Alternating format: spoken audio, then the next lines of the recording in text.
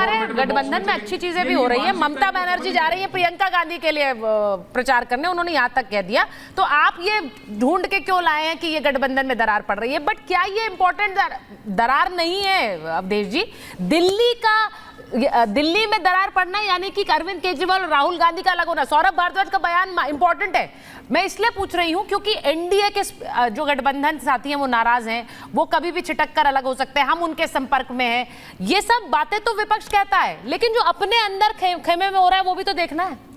नहीं, आम आदमी पार्टी, कांग्रेस और एनडीए पर बशीर बद्र की एक पंक्ति है बहुत अच्छी, मोहब्बतों में दिखावे की दोस्ती न मिला, अगर गले नहीं मिलता तो हाथ भी न मिला। लोग डरते हैं दुश्मनी से तेरी, हम तेरी दोस्ती से डरते हैं। तो ये जो दृश्य इस समय देश में दिख रहा है, और हमारे मित्र राजकुमार भाटी कांग्रेस और आम आदमी पार्टी और बाकी छोड़ के भाजपा पर भी पील पड़े, उसका भी उत्तर देंगे। ममता बनर्जी का तो तब न दोस्ती मानी जाएगी कि कहीं प्रियंका वाड्रा को पश्चिम बंगाल से लड़ा के या उनका प्रचार कर देती।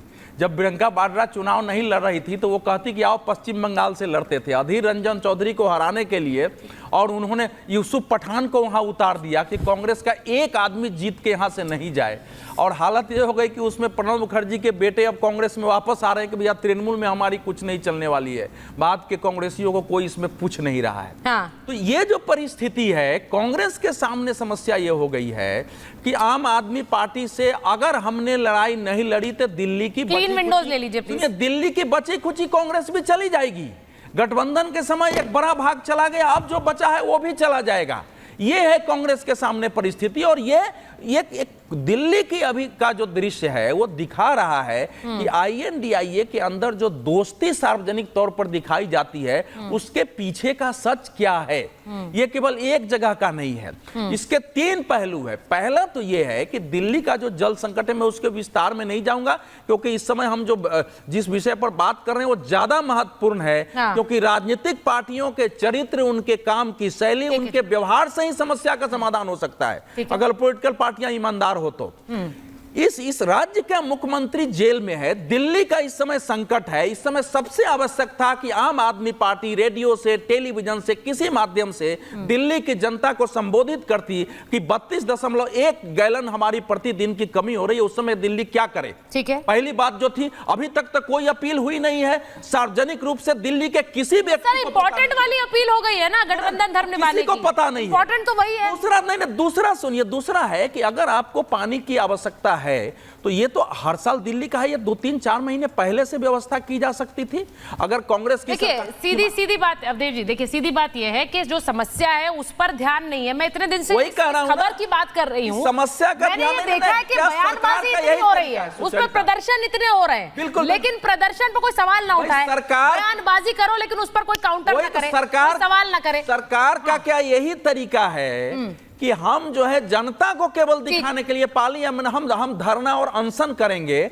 समस्या का समाधान क्या है उस पर आम आदमी पार्टी का कोई वक्तव्य, उस पर कांग्रेस का भी कोई वक्तव्य। अब आलोचना कांग्रेस कर रही है, लेकिन दिल्ली की जनता को पानी कैसे मिले कांग्रेस की ओर से उसका भी एक सुझाव आया है। एक तरफ गठबंधन में टूट एक नजर आ रही है और वो कहीं भी नजर आ सकती है। भाटी जी, मैं ये नहीं कह रही हूं मैं आप ही के गठबंधन पर नजर गड़ाए बैठी हूं, वो दूसरे वाला गठबंधन पे जिसपे आप बार बार कहते हैं कि वहां पर लोग नाराज हैं, वो टूट सकते हैं, उस पर भी नजर है हमारी। मैं एक तरफ ये चुनौती है, दूसरी तरफ यूपी वाली चुनौती है। अब मुझे के शर्मा जी ये बताइए, उत्तर प्रदेश में जो कुछ हुआ है उसके बाद सारी नजरें यूपी पर रही हैं बीजेपी में कि वहां पर जो नंबर आपके आने थे वो नहीं आए हैं। अब केपी मौर्य जब ये कहते हैं या फिर आपका कोई भी नेता ये कहता है कि 27 में हम इसकी बराबरी कर लेंगे, हम हिसाब चुकता कर देंगे, तो वो किस बिना पर कह रहे होंगे? क्योंकि नंबर तो आए नहीं है आप लोगों के। देखिए सुचेता जी, 2-3 बातें कि केवल हम उत्तर प्रदेश में, देश में 1-2 और राज्यों में हमारी सीटें कम हुई हैं, हम पूरे देश भर का अपना समीक्षा करते हैं। यह हमारा सिस्टम है, चाहे हम जीते चाहे हम हारें, हम समीक्षा करते हैं, आत्मनिरीक्षण भी करते हैं। वो हम यूपी में भी कर रहे हैं। अब रही बात, आपने कहा कि आप इतनी सीटें, तो आप हमारी अभी भाटी साहब हमें याद दिला रहे थे। मैं कहता हूँ भाटी साहब, इसका हम गर्व करते हैं। हम 2 सीट की पार्टी थे, 2 सीट की पार्टी से 86 सीट हुए, 86 से बढ़ते बढ़ते 181 तक गए और फिर 282 सीट लाके 303 सीट तक गए। ये है हमारा तरीका। यदि हम जो है ऐसे छोड़ते नहीं है। और रही बात सुचित्रा जी, इसके लिए मैं गर्व इसलिए करता हूं हमारे कार्यकर्ताओं के ऊपर, हमारे नेताओं के ऊपर, कि हम जीवटता से लगते हैं कि क्या कारण रहे, और यदि कारण है तो अगले चुनाव में ऐसी स्थिति नहीं होनी चाहिए। और उसको हम अचीव भी करते हैं। हमने एक नहीं कई राज्यों में करके दिखाया। गुजरात के अंदर हम 99 सीट तक आ गए थे। फिर आपको देखा आपने गुजरात में 2000 अभी जो पिछला चुनाव हुआ, हम सारे रिकॉर्ड तोड़ के निकल गए। ठीक, 150 160 से ऊपर चले गए।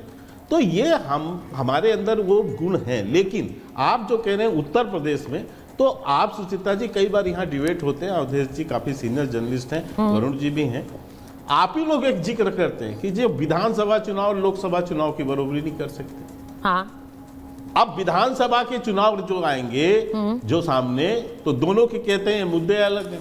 अब आज अलग बात है कि भाटी साहब नहीं मानेंगे। अभी तो भाटी साहब जोश में हैं, उनको लग रहा है कि सारा जग इन्होंने ही जीत लिया है, यही तो सब कुछ है इस समय। भाई सीटें तो जीती हैं उन्होंने, तो कुछ क्रेडिट तो दे दीजिए उन्हें के जी। अभी तो उन्होंने जीती हैं। नहीं सीटें, मैं तो अरे क्रेडिट दिया कि समाजवादी पार्टी अपने राजनीतिक इतिहास में इतना तो मुलायम सिंह के समय भी नहीं जीते। राजनीतिक इतिहास में 37 सीट जीते, जो कि 80 सीटों में 37, 50% भी नहीं पहुंचे हैं अभी। तो ये कह सकते हैं, मुझे उसकी थोड़ी आपत्ति, मैं सीटों को इनकार तो नहीं करूंगा, ठीक है। लेकिन मैं कह रहा हूं कि इसके आधार पर ये दावा करना, क्योंकि हमने पिछले 4 चुनाव इनको हराए, लगातार हराए, 1-2 चुनाव नहीं, पिछले 4 चुनाव। तो ये ठीक है, आने वाले उसमें हम पूरी तैयारी के साथ, पूरी जिम्मेवारी के साथ जनता के बीच जाकर और उत्तर प्रदेश में पुनः अपनी राज्य सरकार बनाएंगे, और 29 में हम पुनः अपनी उसी स्थिति जहां, देखिए ये बड़ा इंटरेस्टिंग हो गया है के जी, क्योंकि जिस तरह से लोकसभा के नतीजे आए, उसमें यूपी में आप लोगों को डैमेज हुआ, उसके बाद तो अब स्वाभाविक रूप से सारी नजरें 27 पर है भाटी जी, कि 27 में क्या होना है। अब उन्होंने कह दिया हम 27 में वापस आएंगे, और वो कह रहे हैं लोकसभा विधानसभा अलग है, लेकिन वहां पर भी नंबर है। लेकिन इस बार 27 में जो आपने तो केपी मौर्य के बयान को सीधे सिरे से खारिज कर दिया है, लेकिन वो ये कह रहे हैं कि ये इस जोड़ी को तो हम पहले हरा चुके हैं, ये कोई नई बात तो नहीं है। मैं आज से आपसे पूछूं तो शायद आप नहीं बता पाएंगे, लेकिन विधानसभा के लिए ये गठबंधन रहेगा कांग्रेस और सपा वाला? अभी के शर्मा जी ने हमारी अच्छी सीट आई, उसके लिए बधाई दी, उसके लिए उनका धन्यवाद। दूसरी बात उन्होंने कही कि हम समीक्षा कर रहे हैं। मैं बहुत ईमानदारी से ये कहना चाहता हूं कि आप चुनाव भी हवा में लड़े थे, आपकी समीक्षा भी हवा में चल रही है। आप असली चीज़ों तक पहुंच ही नहीं रहे कि ये हार आपकी क्यों हुई। अभी आपके लोग कह रहे हैं जिम्मेदारी हम पे छोड़िए। मैं शर्मा जी, मैं तो जवाब दे रहा हूँ अपना। मैं अपनी पार्टी की चिंता कीजिए। देखिए आपके लोग कह रहे हैं समाजवादी पार्टी की लॉटरी लग गई, तुक्का लग गया, भाग्य से आ गई। 37 सीटें लॉटरी से तुक्का से नहीं आती हैं। देखिए हुआ क्या है जो ये नहीं, और हम चाहते हैं कि इसी गलतफहमी में रहें हम। तो अब आप ये कह रहे हैं कि तब इतनी थी, तब इतनी थी। 2012 में हमारी सरकार बनी थी उत्तर प्रदेश में, तब भारतीय जनता पार्टी 47 सीट जीती थी केवल, और 229 प्रत्याशियों की जमानत जब्त हुई थी बीजेपी के, और 15% वोट मिला था बीजेपी को। उसी स्थिति में 2027 में भारतीय जनता पार्टी आ जाएगी। क्यों आ जाएगी? क्योंकि आपने झूठ और फरेब और अफवाहों के बल पर ये चुनाव जीते हैं, जो 2 चुनाव पिछले जीते हैं। आपने क्या चला है उत्तर प्रदेश में? सारे भर्तियां यादव हो जाते हैं, 86 में से 56 एसडीएम यादव भर्ती हो गए। लोगों को धीरे धीरे पता चल रहा है कि ये तो झूठ था। कभी 86 एसडीएम यूपी में कभी इतिहास में एक साथ भर्ती ही नहीं हुए। उत्तर प्रदेश में 5 साल के समाजवादी पार्टी के शासन में केवल 9 एसडीएम यादव बने। भाटी जी चुनाव 2 नहीं, अब तो 5 हो गए। झूठ फैला के। दूसरी बात, भाटी जी चुनाव तो 5 हो गए।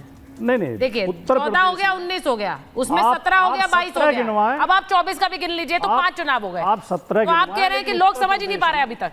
सुचरिता जी, आप बेशक 17 गिनवाएं, 27 गिनवाएं। नहीं, मैं तो उत्तर प्रदेश में 2 चुनाव बता रही हूँ, आपको झूठ बोल रही हूँ क्या? उत्तर प्रदेश में 2 चुनाव हुए, 17 और 22। ठीक है, उससे पहले 12 का हुआ, तो 12 के आंकड़े मैंने बता दिए, 15%। नहीं, आप लोकसभा के चुनाव के नतीजों के बिना पर ये कहते हैं कि हम 27 में भी आ रहे हैं, अब तो आप कह सकते हैं। ये मैं तो शर्मा जी की बात से सहमत हूं। उन्होंने कहा कि लोकसभा के चुनाव अलग होते हैं, विधानसभा के अलग होते हैं, तो मैं तो इसलिए लोकसभा का जिक्र नहीं कर रहा। लोकसभा में तो बुरी तरह हारे हैं अभी। अब जे उत्तर प्रदेश की जनता ये समझ चुकी है कि बीजेपी केवल झूठे नारे पूरी देती तरह हारे हैं है, भाई। अफवाह फैलाती है। ये जो है जैसे टीचर भर्ती हुई, हाई कोर्ट का आदेश है, लग रहा है चने के झाड़ पे चढ़ गए। अरे शर्मा जी दूसरे को भी सुन ले करो, झाड़ तो झाड़ होता है, चने का हो या कीकर का हो। इतनी